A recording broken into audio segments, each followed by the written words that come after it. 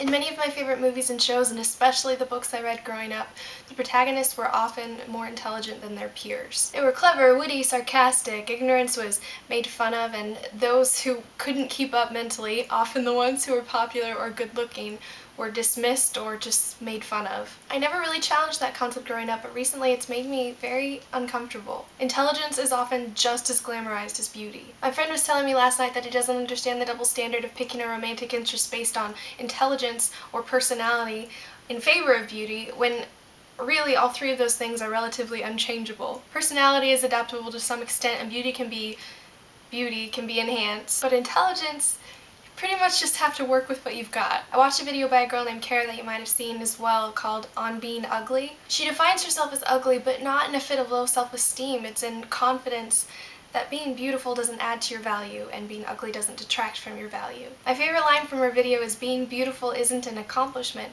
and being ugly doesn't have to stop you from making accomplishments. We may have all heard that, but many of us need to keep hearing it because we're constantly bombarded with messages that counter it. Something I don't hear as often though, and I think is just as important, is intelligence isn't an accomplishment, and being slower doesn't have to stop you from making accomplishments. I've struggled with accepting my looks like nearly every other human on the earth, but accepting my IQ has always been a more deeply rooted insecurity. What if they think I'm ugly is completely overshadowed by the thought, what if they think I'm dumb?